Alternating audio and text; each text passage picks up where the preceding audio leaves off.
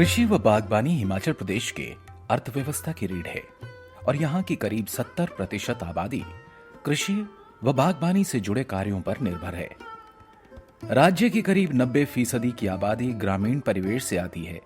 यही कारण है कि राज्य में कृषि और बागवानी को मजबूत करना सरकार की विशेष प्राथमिकता है।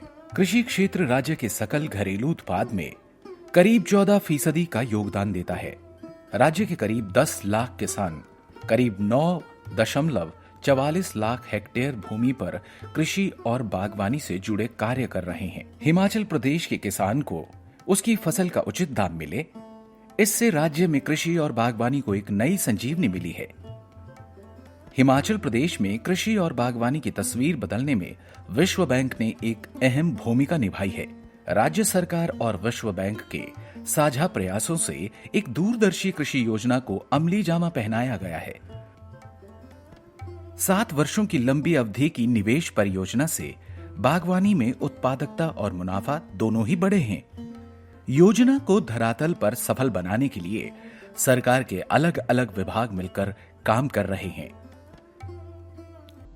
बागवानी विभाग Himachal Pradesh state agricultural marketing board और कृषि एवं बागवानी विश्वविद्यालय व हिमाचल प्रदेश बागवानी उत्पाद विपणन एवं प्रसंस्करण निगम एक साथ Himachal Pradesh horticulture development society के मार्गदर्शन में काम कर रहे हैं। प्रदेश में बागवानी विकास परियोजना के लिए विश्व बैंक ने 1066 करोड़ रुपए के बजट का प्रावधान किया है, जिसमें 80% शेयर वर्ल्ड बैंक का तथा 20% शेयर हिमाचल प्रदेश सरकार का है।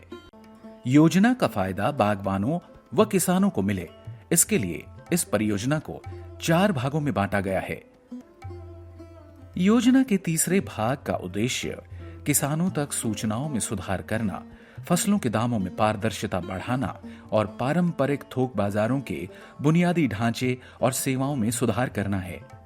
इसके तहत चयनित कृषि थोक बाजारों का आधुनिकीकरण किया जाएगा, जिससे बाजार प्रक्रियाओं का स्वचालन होगा और दूरस्थ खरीदारों के लिए बाजार खुलेगा। साथ ही इलेक्ट्रॉनिक नीलामी से लेन देन में पारदर्शिता और गति आएगी। इसके अतिरिक्त अधिकारियों के लिए प्रशिक्षण और तकनीकी सहायता प्रदान की जाएगी। इसके लिए इस परियोजना के 3 नए मार्केट यार्ड प्रदेश के अलग अलग हिस्सों में स्थापित किए गए हैं, जिनमें से बंदरौल मार्केट यार्ड जिला कुल्लू में, शिलारू मार्केट यार्ड जिला शिमला और मेंदली मार्केट यार्ड भी जिला शिमला में ही स्थापित किया गया है। इसके अलावा पहले से संचालित हो रहे 6 मार्केट यार्ड, जिनमें की पालमपुर, कंगनी, पांवटा साहिब, शाट, परवाणु और पराला को अपग्रेड किया जा रहा है।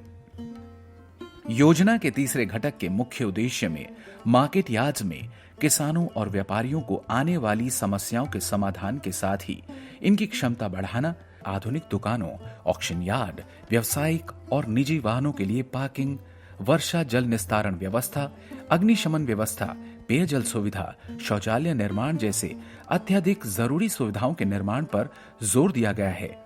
इसके अलावा स्ट्रीट लाइट्स, सोलर पैनल और सब्जी मंडियों में खराब फलों और सब्जियों को जैविक खाद में बदलने की आधुनिक तकनीकों पर खास ध्यान दिया गया है, ताकि किसानों के लिए ये मार्केट यार्ड एक सुखद अनुभव साबित हो सके।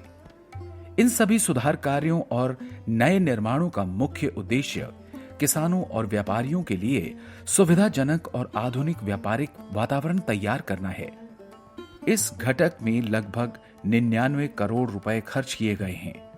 इस निवेश के कारण सब्जी मंडियों में एक योजनाबद्ध तरीके से सब्जियों तथा फलों के भंडारण और रखरखाव में उत्पाद के कम से कम बर्बाद होने के उपायों पर विशेष ध्यान दिया गया है, ताकि बागवानों की आर्थिक विकास का रास्ता सुगम बनाया जा सके।